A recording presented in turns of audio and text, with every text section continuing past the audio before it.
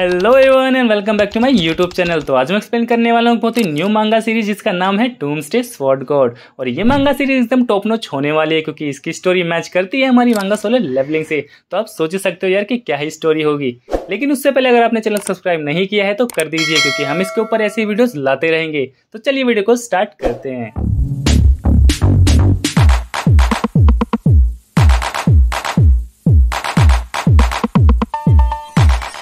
तो chapter number 1 की starting में वो बताया जाता है कि कई सौ साल पहले धरती पर एक वायरस आ जाता है जिसकी वजह से इंसानों के अंदर कुछ न कुछ म्यूटेशंस हो जाते हैं और इंसान बदल जाते हैं डीमंस में। इन डीमंस को यहाँ पर बोला गया है म्यूटेंट्स। म्यूटेंट्स का काम होता है इंसानों को मारो और उनको अपने जैसा बना लो, उनको इन्फेक्ट करके। तो बेसिकली ये क्या करते थे, इंसानों को काट लेते थे और इंसान इनके जैसे बन जाते थे। और इसी के बीच हमको ऐसे इंसान भी बताए गए हैं जिन्होंने कई सारी पावर्स को अवेक किया था। ऐसे इंसानों को यहाँ पर बोला गया है अवेकनर्स। अवेकनर्स बहुत ही ज्यादा रेयर होते थे क्योंकि कुछ ही इंसानों के पास पावर्स होती थी। तो ऐसे केसेस में एक ऑर्गेनाइजेशन हुई है जिसने अवेकनर्स को रिक्रूट किया था। उनको जॉब दिया था। इनको जॉब मिलता था कि आप जाके म्यूटेंट्स को मारो और इसके बदले इनको मिलते थे पैसे।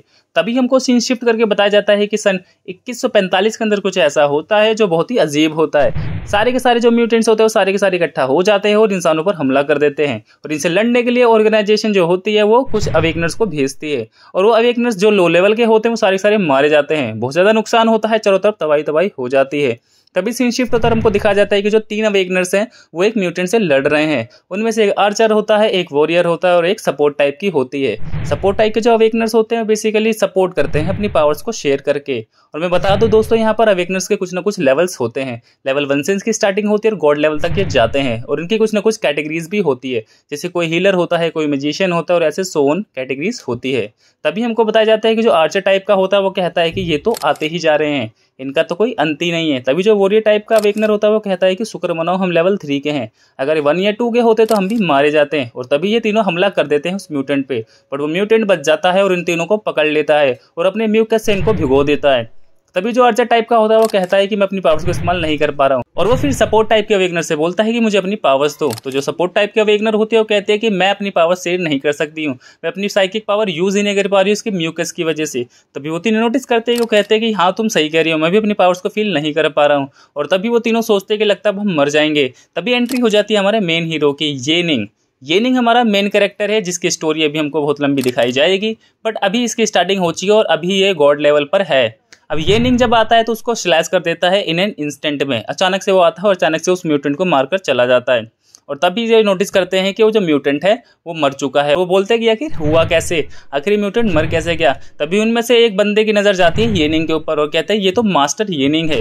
येनिंग उस टाइम का गॉड लेवल का होता है और येनिंग सबसे ज्यादा पावरफुल होता है अवेकनर्स के अंदर। तभी एक बंदा नोटिस करता है कि ऊपर येनिंग के एक म्यूटेंट है जो कि हवा के अंदर उड़ रहा है और वो उसको बोलता है कि तुम्हारी इतनी हिम्मत कि तुम हमारे मास्टर के ऊपर ही उड़ रहे हो और तुमको डर नहीं लग रहा है। तो जो येनिंग होता है वो भी उसको देख लेता है और कहता है कि इसके अंदर कुछ ना कुछ अजीब है, इस म्यूटेंट से मुझे कुछ अजीब फीलिंग्स आ रही है। और जो म्यूटेंट होता है बहुत ज्यादा पावरफुल होता है और वो जब येनिंग को देखता है तो वो भी कहता है कि इस ह्यूमन से मुझे कुछ अजीब वाइब्स ही आ रही हैं, मुझे ये कुछ नॉर्मल बंदा नहीं लग रहा है। तभी वो जो आर्चर टाइप का वॉरियर होता है वो हमला कर देता है म्यूटेंट के ऊपर और जो वॉरियर टाइप का होता है वो भी हमला कर देता है म्यूटेंट के ऊपर, बट म्यूटेंट एक ही मूव से उनको हरा देता है। तभी जो सपोर्ट टाइप की होती है वो भी हमला करती है बट वो मरने वाली होती है तो येनिंग बीच में आ जाता है और येनिंग कहता है कि ये तुम सबके बस की नहीं है, इसे मेरे ऊपर ही छोड़ दो। तो येनिंग खुद ही लड़ता है उससे। लड़ने के बाद येनिंग ये रियलाइज करता है कि ये तो बहुत ज्यादा पावरफुल है, मैं तो इससे नहीं जीत सकता हूँ, बट वो अपनी पूरी जान से लड़ता है उससे। लेकिन लास्ट में येनिंग भी हार जाता है और वो मर जाता है। लेकिन जब येनिंग मरता है तो वो चला जाता है 3 साल पहले जब इसकी स्टोरी स्टार्ट हुई थी। दोस्तों अब ये स्टोरी थोड़ी इंटरेस्टिंग होने वाली है क्योंकि येनिंग चला गया है 3 साल पहले बैक, बट इसकी जो पावर्स हैं जो इसने अचीव किया है इन 3 सालों के अंदर वो इसके साथ ही है। इसकी जो मेमोरीज है वो सारी सारी इसके साथ है। और येनिंग डिसाइड करता है कि ये जो 3 साल उसके हैं वो ऐसे वेस्ट नहीं जाने देगा क्योंकि उसने अभी अभी लड़ाई करी है एक बहुत ही ज़्यादा पावरफुल म्यूटेंट से। और वो म्यूटेंट कोई ऐसा वैसा म्यूटेंट नहीं था, वो एक गॉड लेवल का म्यूटेंट था। तो येनिंग को अब प्रैक्टिस करनी पड़ेगी मोर देन दैट। और येनिंग ये भी बताता है कि 3 साल पहले जब वो पहली बार गया था अपने अवेकनर्स की पावर को टेस्ट कराने के लिए तो उसको 2 बंदों ने टेस्ट नहीं कराने दिया था।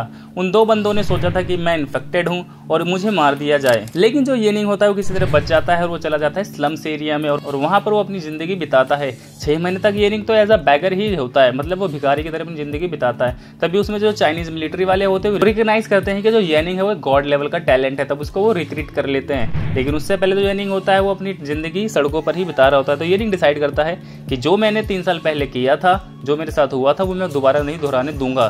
तभी वो जो 2 बंदे होते हैं येनिंग उनको मार देता है, उनको बेहोश वगैरह कर देता है और वहाँ से निकल जाता है। तभी जो बाकी के मेंबर्स होते हैं वो भी आ जाते हैं और येनिंग को बोलते हैं कि तुम क्या कर रहे हो। तो येनिंग डिसाइड करता है, सोचता है कि अगर मैं इस तरह चलता रहा तो मुझे ये टेस्ट कभी नहीं लेने देंगे।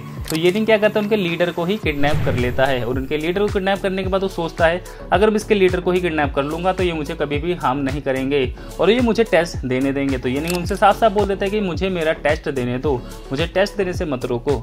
क्योंकि येनिंग टेस्ट इसलिए देना चाहता था क्योंकि वो चाहता था कि वो अवेकनर बने और जो वो सड़कों पे ज़िंदगी बिता रहा था अपनी प्रीवियस लाइफ में वो नहीं करना चाहता था ऐसा बिल्कुल भी।